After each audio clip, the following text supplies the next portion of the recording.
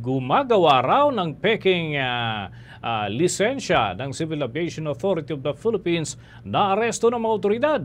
Alamin natin ang kabuuan ng detalye. Hawak ngayon ni Bomboy Cotoner. Bombo Dennis, Bombo Jai, iniharap ngayong araw ng National Bureau of Investigation ng individual na nasa likod ng paggawa ng mga peking lisensya o ID ng Civil Aviation Authority of the Philippines o CAAP. Ayon sa NBI, nakatanggap sila ng liham mula sa CAAP Security and Intelligence Services na imbestigahan ng kumakalat sa online na pagbibenta ng mga peking lisensya ng CAAP. Kaya naman agaran itong inaksyonan at nahuli ang isang individual sa isang entrapment operation sa lungsod ng Maynila. Sinabi ni NBI spokesperson Ferdinand Lavin na patuloy nila itong iimbestigahan pa at uhulihin ang sino pang gumagawa at nagbebenta ng mga peking mga lisensya o IDs. Kaugnay niyang pakinggan natin ang NBI spokesperson Attorney Ferdinand Lavin. And I would like to believe that this would impact on national security matters. Kailangan dito tamang lisensya, tamang regulation. First, the Director, Judge Jaime Santiago, assures the public that this does not end here. Hindi ito natatapos dito. Rather, the NBI and the CAAP will undertake a deeper joint post-operation investigation on this particular incident, especially as regards yung scope or extent of the involvement of this person. It would appear that this is that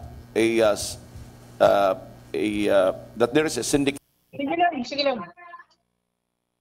Intelligence Services Chief Junicio Robles na masusi nilang tinitignan ang lahat ng mga kumukuha ng lisensya sa kanila. Dagdag pa ng CAAP, wala pa silang namomonitor na gumagamit ng mga peking lisensya.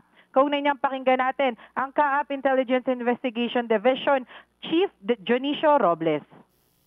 Sa pagbibigay po ng license, pilot or aircraft maintenance technician, masisi po ng mga proseso na ginagawa sa CAAP. Meron po tayong required training doon sa nag-apply. Meron din po itong mga certificates required in accordance doon sa ating Philippine Civil Aviation Regulation and International Aviation Safety Standards. Hindi po sila basta makakakuha ng lisensya. No, mahirap po. Kaya nakaka-assure po kami, yung talagang binigyan po namin ng license, they are really qualified. So ginagawa po namin, we are still continue checking our records, the people, yung sa CAAP, para tuloy-tuloy po na hindi talaga maiwasan yung mangyayari na katulad ng pag-i-issue ng fake license. Kung manggagaling po sa CAAP, iniiwasan po na hindi talaga dapat. Kaugnay pa nito, naniniwala rin si CAAP spokesperson Eric Apolonio na ito ay isang isolated case lamang. Anya, first time itong nangyari kaya naman tinututukan din nila ito. Isa rin sa nakikita nilang rason ay ang dahil sa teknolohiya kaya naman mas papaigtingin pa nila ang pagbabantay at pagsusuri sa pagkuha ng mga lisensya. Kaugnay niyang pakinggan natin ang CAAP spokesperson Eric Apolonio.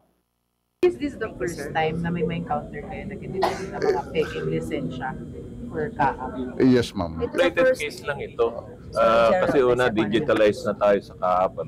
So malaki talaga improvements. And beside, talagang kailangan magpunta sila sa CAAP for validation. At yung mga lisensya na yan, yearly, nire-renew yan. May tinatawag tayong recurrency, especially sa mga piloto. Kaya imposible.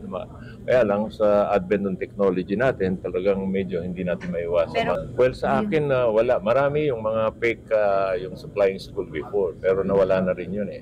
So ngayon, this is...